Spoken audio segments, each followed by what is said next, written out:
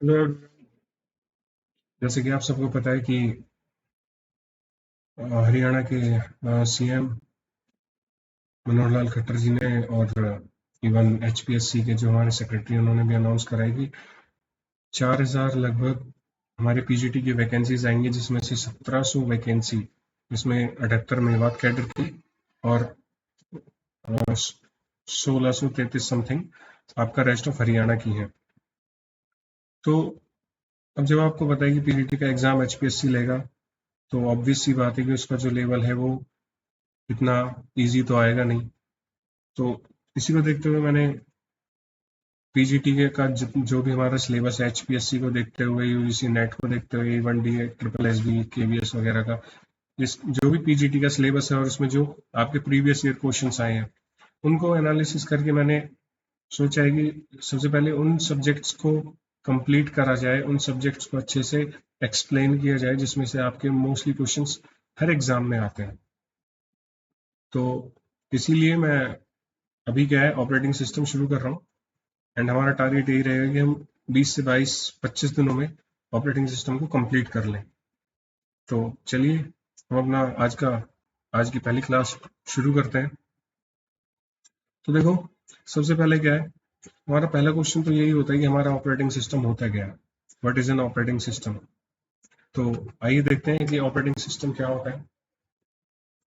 देखो, जब भी हम कंप्यूटर के साथ इंटरेक्ट करते हैं, आपको पता है कि कंप्यूटर क्या है, computer is an electronic device.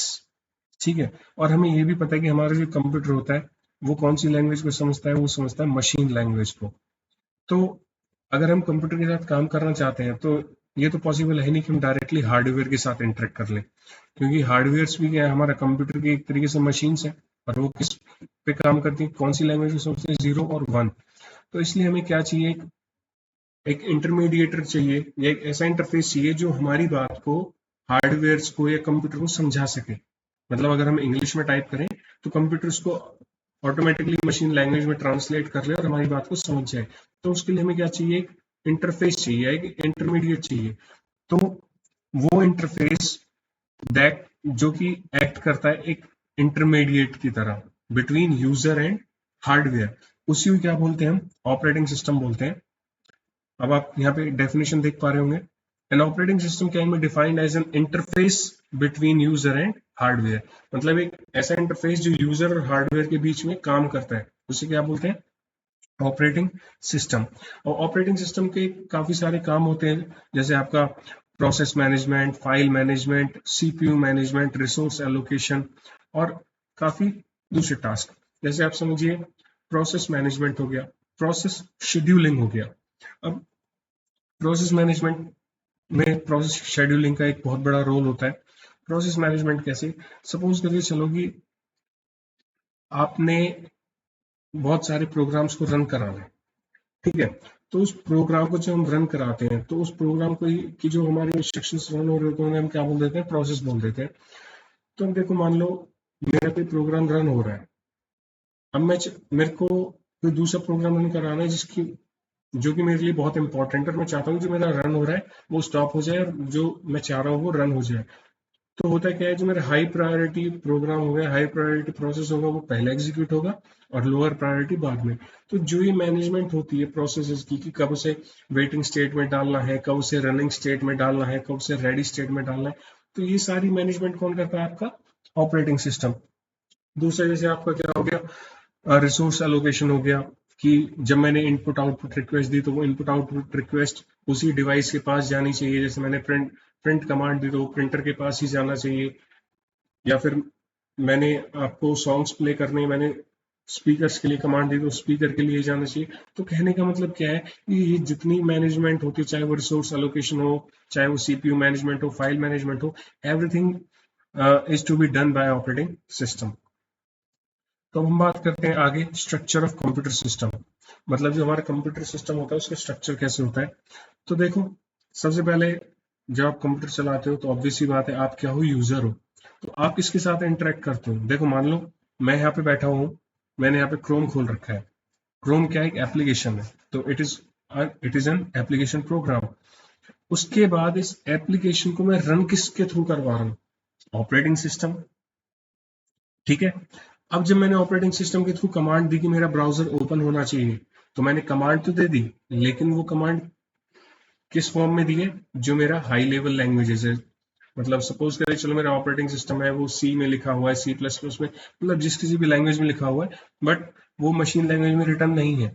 लेकिन जो कमांड है वो अब मशीन लैंग्वेज में तो रिटर्न है नहीं, अब वो जो कमांड है वो किस लैंग्वेज में कन्वर्ट होगी, मशीन लैंग्वेज में। समझ में आया?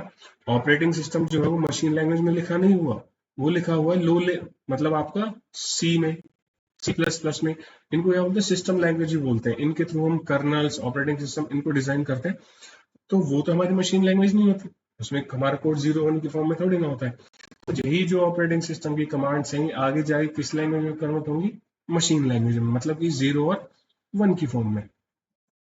और फिर जब वो मशीन लैंग्वेज में कन्वर्ट हो जाएंगे तो डायरेक्टली किससे इंटरेक्ट करेंगे, आपका हार्डवेयर से। तो सबसे पहले हमारा क्या आएगा, यूजर आएगा, उसके बाद एप्लीकेशन प्रोग्राम आएंगे, उसके बाद ऑपरेटिंग सिस्टम, फिर मशीन लैंग्वेज, और देन सीपीयू, मेमोरी, जो भी आपके डिवाइसेस हैं या हार्डवेयर से उनके साथ वो उनका इंटरेक्शन होगा। Now come to the next point, what does an operating system do. तो अभी मैंने आपको बताया था कि हमारा ऑपरेटिंग सिस्टम क्या क्या काम करता है, जैसे प्रोसेस मैनेजमेंट, मतलब कौन से प्रोसेस को रन करना है, कौन से को स्टॉप करना है, कौन से को वेट कराना है, कब नया प्रोसेस क्रिएट करना है, everything is to be done by operating system. दूसरा क्या है, प्रोसेस सिंक्रोनाइजेशन, मेमोरी मैनेजमेंट समझते हो कि जब हम कोई इंस्ट्रक्शन रन करा रहे हैं तो कब वो मेन मेमोरी में आएगा, कब वो सेकेंडरी मेमोरी में जाएगा। क्योंकि अगर हम सारे प्रोग्राम्स को मेन मेमोरी में डाल दें तो ऑब्वियस सी बात है, हमारा जो प्रोसेसिंग है वो स्लो हो जाएगा या स्टक हो जाएगा, रुक जाएगा। तो इसलिए एक मैनेजमेंट की नीड होती है कि हमारी जो मेन मेमोरी है वो कंप्लीटली फिल ना हो। तो जैसे ही अगर वो कंप्लीटली फिल होती है तो कुछ डेटा हमारा सेकेंडरी में आ जाए। तो यही सब क्या होता है, मेमोरी मैनेजमेंट। सीपीयू शेड्यूलिंग क्या होता है, शेड्यूल समझते हो कि कौन से प्रोसेस को कब रन कराना है, तो एक शेड्यूल क्रिएट कर दिया जाता है। फाइल मैनेजमेंट, आप ऑपरेटिंग सिस्टम यूज कर रहे हो, चाहे वो विंडो हो, लिनक्स हो, यूनिक्स हो, कोई भी हो, वहां पे आप देखते हो कि आप अपने फोल्डर्स क्रिएट कर देते हो, फाइल्स बना देते हो। तो कौन सा डिस्क है, कौन से फोल्डर के अंदर कितने फोल्डर हैं, एक क्या होता है, हिरार्की होती है, उसी को क्या बोलते हैं, फाइल मैनेजमेंट बोलते हैं। सिक्योरिटी, आपने देखा होगा ऑपरेटिंग सिस्टम में काफी सारे सिक्योरिटी फीचर्स आते हैं, जैसे फायरवॉल हो गया, या फिर जब आप लॉग इन करते हो, यूजर पासवर्ड एवरीथिंग, मतलब जो भी आपकी सिक्योरिटी से रिलेटेड चीजें, वो भी आपको ऑपरेटिंग सिस्टम प्रोवाइड कराता है काफी हद तक। तो अभी हमने क्या पढ़ा, हमने पढ़ा कि ऑपरेटिंग सिस्टम क्या होता है, it is an interface between user and hardware. Structure of computer system आपको पता होना चाहिए। फर्स्ट लेवल पे क्या आता है, यूजर आता है, उसके बाद एप्लीकेशन प्रोग्राम, उसके बाद operating system, and machine language. आप चाहो तो लिखना चाहो तो लिख सकते हो, बिकॉज इतना तो आपको कॉमन अंडरस्टैंडिंग होना चाहिए कि हमारा ऑपरेटिंग सिस्टम मशीन लैंग्वेज में रिटर्न नहीं होता, तो जो भी कमांड्स है वो मशीन लैंग्वेज में ट्रांसलेट होंगी। ट्रांसलेट होने के बाद वो किससे एंटर करेंगे, डायरेक्टली हार्डवेयर से या फिर डिवाइसेस से। Now come to the next point, types of operating system. अब ये तो हमें पता चल गया ऑपरेटिंग सिस्टम हमारा क्या होता है। ऑपरेटिंग सिस्टम क्या है, interface between user and hardware. तो चलिए अब आगे बढ़ते हैं, टाइप्स ऑफ ऑपरेटिंग सिस्टम। तो सबसे पहले एक ऑपरेटिंग सिस्टम की एक डेफिनेशन पढ़ते हैं। Operating system is well organize collection of programs. तो ऑपरेटिंग सिस्टम क्या होता है, आपका कलेक्शन ऑफ प्रोग्राम्स होता है। जैसे कि मानो मैंने एक सॉफ्टवेयर डिजाइन करना चाह रहा हूँ, फेसबुक चला रहे हो, इंस्टाग्राम चला रहे हो, कुछ भी चला रहे हो, तो उसमें आपको काफी सारे ऑप्शंस मिलते हैं। जैसे कि ऊपर की तरफ मैं आपको दिखाना चाहता हूँ, फेसबुक छोड़िए, सपोज करिए चलो ये मेरी वेबसाइट खुली हुई है, इसमें क्या है आपका बहुत सारे ऑप्शंस हैं, ठीक है। तो हर एक ऑप्शन के लिए हम एक अलग प्रोग्राम लिख रहे हैं, ठीक है। हर एक ऑप्शन के लिए हम एक अलग कोड लिख रहे हैं। अब आप चाहो तो उसे एक अलग प्रोग्राम भी लिख सकते हो, या फिर एक ही फाइल में आप मतलब कोड को कंटिन्यू कर सकते हो। उसमें क्या होगा, अगर आप एक ही प्रोग्राम में इन सबका कोड लिखोगे तो वो काफी लेंथी हो जाएगा। तो हम क्या करेंगे, हर ऑप्शन के लिए एक अलग सेपरेट प्रोग्राम लिख लेंगे और उसे लिंक करा लेंगे। तो ऐसे ही हमारा ऑपरेटिंग सिस्टम, उसमें बहुत सारे फंक्शंस होते हैं, जैसे एप्लीकेशंस को रन कराना, फाइल मैनेजमेंट करना। तो हर एक ऑपरेशन के लिए हमारा एक अलग प्रोग्राम होगा, और उसी को हम क्या बोलते हैं, collection of programmes that manages the computer hardware. और हम ये ऑपरेटिंग सिस्टम किस लिए डिजाइन करते हैं, हार्डवेयर को मैनेज करने के लिए या फिर हार्डवेयर से कम्युनिकेशन करने के लिए। तो इसी को देखते हुए हमारे ऑपरेटिंग सिस्टम डिजाइन करे गए थे। पहले ऑपरेटिंग सिस्टम आया होगा उसके अंदर फिर कुछ एडवांसमेंट आई होगी, बिकॉज जब भी हम कोई चीज फर्स्ट टाइम इवॉल्व करते हैं तो वो परफेक्ट नहीं होती, वो हमारी रिक्वायरमेंट के अकॉर्डिंग हमको फुलफिल नहीं करती। धीरे धीरे धीरे उसमें एडवांसमेंट्स आती हैं। तो सबसे पहले जो आपका ऑपरेटिंग सिस्टम आया था वो कैसा ऑपरेटिंग सिस्टम था? Batch operating system. अब ये आपको नाम से समझ में आ रहा होगा, बैच। बैच मतलब जैसे आप कोचिंग क्लासेस लेते हो, तो अगर आपको एसएससी की कोचिंग लेनी है तो वहां पे सारे बच्चे किसके होंगे? एसएससी के होंगे। एक एक बच्चा तो होता नहीं है, काफी सारे बच्चे होते हैं, अलग अलग बच्चे होते हैं। तो ऐसे क्या होता है, बैच ऑपरेटिंग सिस्टम में क्या होगा कि आपके काफी सारे टास्क को एक बैच बना देंगे, मतलब जो भी आपके सिमिलर टाइप के टास्क होंगे उन्हें एक साथ डाल देंगे और उस बैच को फिर क्या करा देंगे? प्रोसेस करा देंगे। मतलब वो सारे प्रोग्राम जिनका टास्क है सिमिलर है उन सबको कलेक्ट करेंगे, एक बैच बनाएंगे और उसको ऑपरेटिंग सिस्टम में डाल देंगे। तो ये क्या होता है आपका बैच ऑपरेटिंग सिस्टम। तो आओ इसकी डेफिनेशन पढ़ते हैं। The system put all of the jobs in a queue on the basis of first come first serve. और जो आपका बैच ऑपरेटिंग सिस्टम है ये किस टेक्निक पे वर्क करता है? फर्स्ट कम फर्स्ट सर्व, मतलब FCFS। जो पहले आएगा उसी को पहले सर्व किया जाएगा। Then execute the job one by one, और जॉब्स को क्या है? वन बाय वन एग्जीक्यूट करेगा।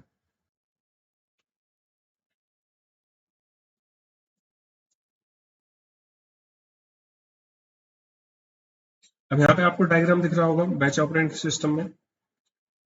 ये आपकी जॉब्स है यहाँ पे। तो होगा क्या, पहली जॉब आएगी उसके बाद वो कंप्लीट होगी, फिर सेकंड जॉब आएगी वो कंप्लीट होगी।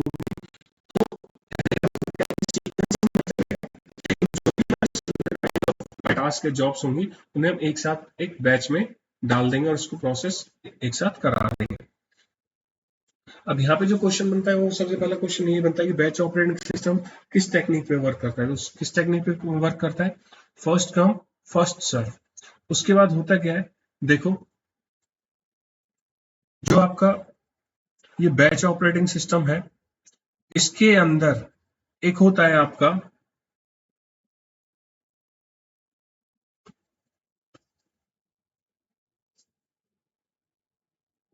Resident monitor. क्या होता है इस ऑपरेटिंग सिस्टम के अंदर? एक पार्ट होता है रेजिडेंट मॉनिटर, ठीक है। और इसके अंदर क्या क्या चीजें होती हैं, देखो जितना भी आपका इसके अंदर प्रोसेसिंग होती है ना वो किसकी हेल्प से होती है? रेजिडेंट मॉनिटर की हेल्प से। तो देखो मैं आपको इसकी डेफिनेशन बताता हूं। The purpose of this operating system was mainly to transfer control from one job to another as soon as the job was completed. मतलब इस ऑपरेटिंग सिस्टम का मेन पर्पज सिर्फ इतना है कि जो हमारा कंट्रोल है उसको एक जॉब से दूसरी जॉब पे ट्रांसफर कर दिया जाए जैसे ही एक जॉब कंप्लीट हो जाती है। It contained a small set of programs called the resident monitor that always resides in one part of the main memory. ठीक है, तो अब जो ऑपरेटिंग सिस्टम है इसकी जो फंक्शनिंग है वो कौन हैंडल करता है? आपका रेजिडेंट मॉनिटर। और वो कहां पर होता है? आपकी मेन मेमोरी के अंदर। और जो हमारा रेजिडेंट मॉनिटर जितनी मेन मेमोरी यूज कर रहा है वो तो कर रहा है, उसके अलावा जितनी भी होगी वो किसके लिए होगी? आपकी जॉब्स को एग्जीक्यूट कराने के लिए। तो बैच ऑपरेटिंग सिस्टम से जो क्वेश्चंस बनते हैं, पहला क्वेश्चन है किस टेक्निक पे वर्क करता है? ये आपका first come first serve basis पे काम कर रहा है। दूसरा कि रेजिडेंट मॉनिटर का काम क्या होता है? रेजिडेंट मॉनिटर का काम क्या होता है? जो हमारा बैच ऑपरेटिंग सिस्टम है उसमें जो हमारी स्विचिंग हो रही है एक जॉब से दूसरी जॉब में, वो कौन करा रहा है? रेजिडेंट मॉनिटर करा रहा है। रेजिडेंट मॉनिटर कहां पर स्टोर होता है? मेन मेमोरी के अंदर।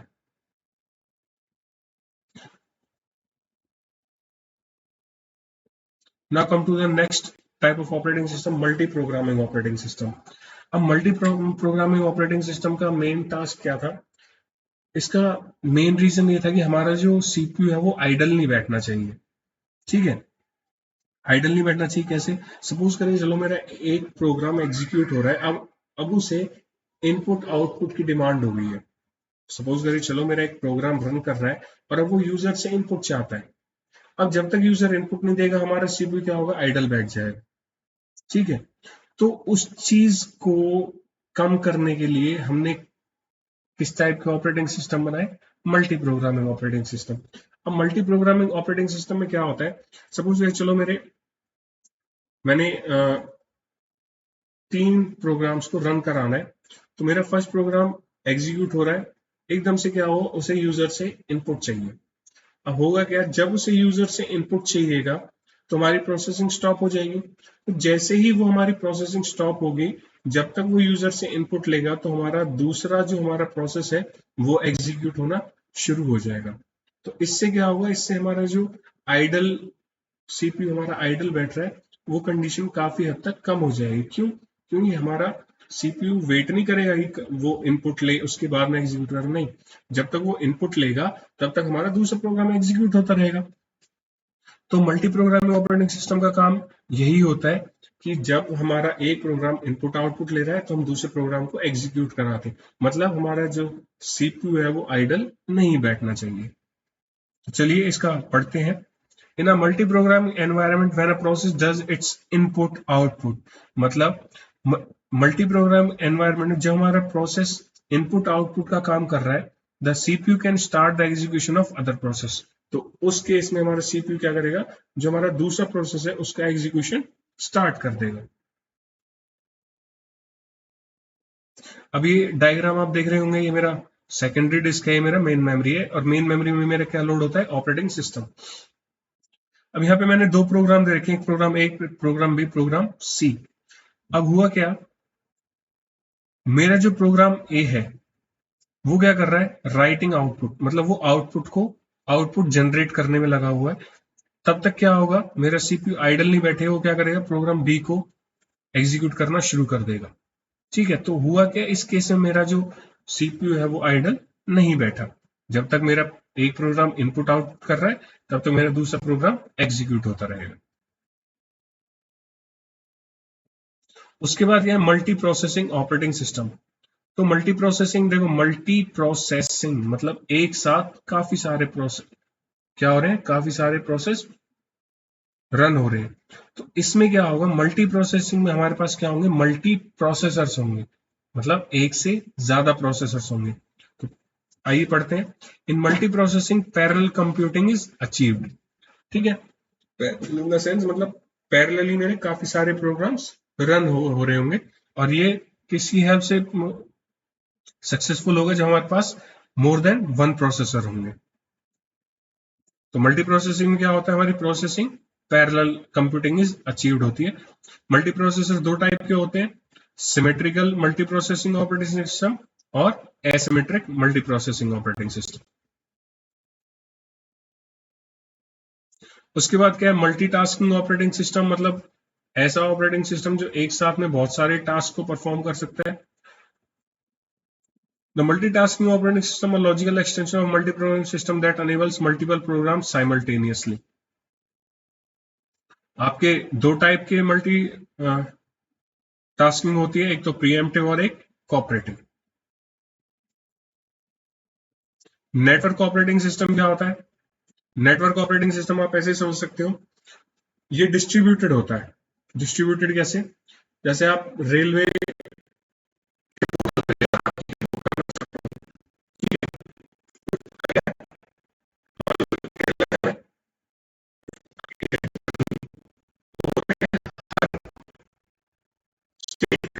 अलग सर्वर होते हैं, ठीक है, तो हर सर्वर पे अलग इंफॉर्मेशन क्या होती है, स्टोर्ड होती है। तो हुआ क्या, ऐसा नहीं मेरे पास एक ही कंप्यूटर था जिसपे सारी इंफॉर्मेशन स्टोर थी, नहीं, मेरे पास क्या थे, मल्टीपल कंप्यूटर। सपोज करिए चलो केरला में जो मेरा सर्वर है वहां पर मेरा केरला की सारी ट्रेन का अराइवल टाइम, डिपार्चर टाइम, हर चीज स्टोर है। दिल्ली में दिल्ली का जो डेटा होगा कि दिल्ली से कौन कौन सी ट्रेनें जानी है, कब कब आनी है, एवरीथिंग, वहां के स्टाफ क्या है, स्टाफ का लॉगिन पासवर्ड, मतलब कि एक डिस्ट्रीब्यूटेड जो आपका सिस्टम होगा, डिस्ट्रीब्यूटेड मतलब मल्टीपल सर्वर्स पे या मल्टीपल कंप्यूटर्स पे आपका डेटा स्टोर होगा, मतलब एक पार्ट इधर, एक पार्ट इस कंप्यूटर पे, दूसरा पार्ट उस कंप्यूटर पे, तीसरा पार्ट उस कंप्यूटर पे। तो नेटवर्किंग, इसलिए हम नेटवर्किंग ऑपरेटिंग सिस्टम क्या बोलते हैं, डिस्ट्रीब्यूटेड ऑपरेटिंग सिस्टम। ये आपके 2 टाइप के हो सकते हैं, पीयर टू पीयर मतलब एक कंप्यूटर से दूसरे कंप्यूटर डायरेक्ट कनेक्शन, और एक होता है क्लाइंट सर्वर। क्लाइंट मतलब एक आपका सेंट्रल सर्वर हो गया, सेंट्रल कंप्यूटर हो गया, उससे बहुत सारे क्लाइंट्स कनेक्टेड है। अगर एक ही सर्वर से बहुत सारे क्लाइंट कनेक्टेड है तो वो कैसा होगा हमारा क्लाइंट सर्वर। और अगर पॉइंट टू पॉइंट है मतलब डायरेक्टली कम्युनिकेशन, उसको क्या बोलते हैं peer to peer system, network operating system. उसके बाद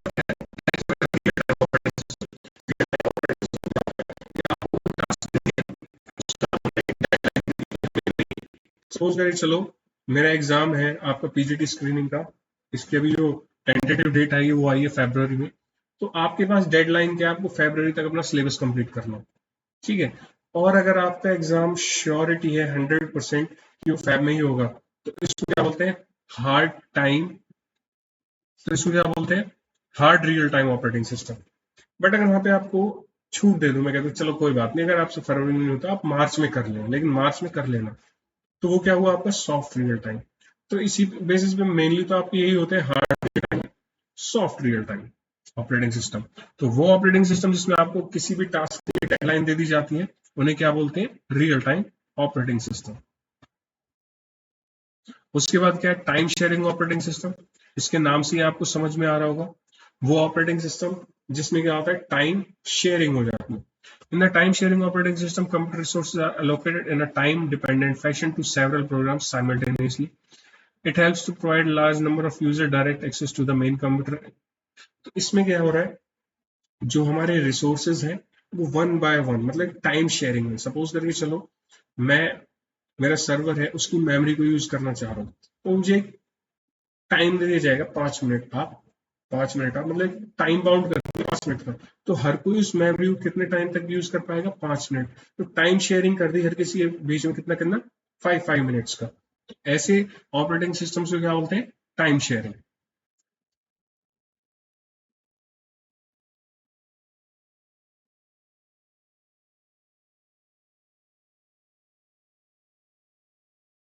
दूसरा क्या है distributed operating system. Distributed operating system आपका नेटवर्क ऑपरेटिंग सिस्टम की तरह ही है, इसमें एक पार्ट इधर होगा और दूसरा पार्ट दूसरे कंप्यूटर में होगा। आई होप कि आपको ये वीडियो पसंद आई होगी। इसमें हमने पढ़ा कि ऑपरेटिंग सिस्टम क्या होता है। ऑपरेटिंग सिस्टम क्या होता है, it is an interface between user and hardware. उसके बाद उसके काम क्या है, file management, process management, synchronization. तो इसी के बेसिस पे मैंने आपके कुछ क्वेश्चन बैंक बनाया है, आइए उसे डिस्कस करते हैं। सबसे पहला हमारे क्या है what does an operating system do, मतलब हमारा ऑपरेटिंग सिस्टम क्या करता है। तो आइए इसका आंसर देखते हैं। What does an operating system do, N operating system क्या करता है, आइए।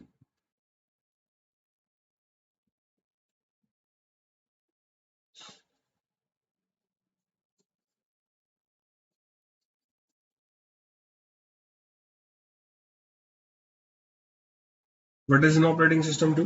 Process management, file management, memory management, CPU scheduling, security, memory management। इसको मैंने कैसे लिखा था, जैसे आपका PM prime minister, P for process management, M for memory management, FM मतलब finance minister, file management, memory management. ठीक है, तो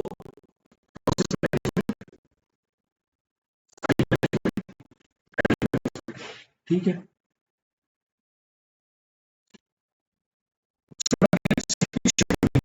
तो जब भी प्रोसेस हो रहे हैं तो उनके बीच में शेड्यूल होना बहुत जरूरी है। और दूसरा क्या है लास्ट क्या है आपका security. Now we come to the next question.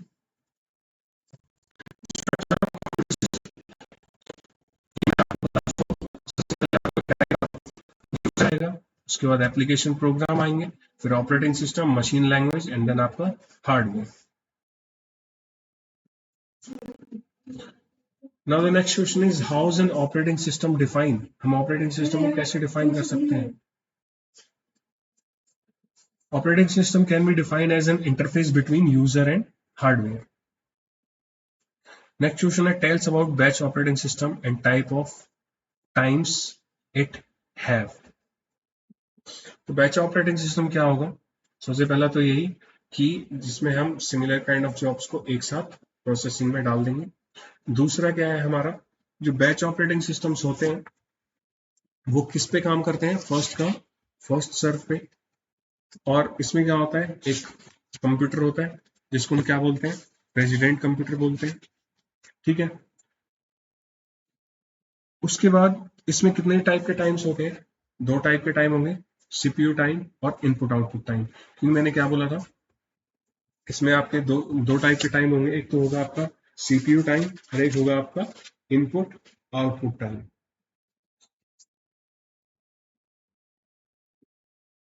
Next है हमारा what is resident monitor and what it have.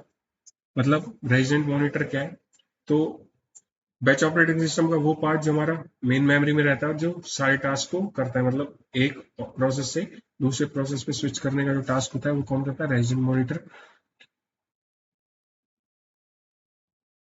तो हाँ बता भैया लैपटॉप में मोबाइल पे डाटा सेव हो सकता है।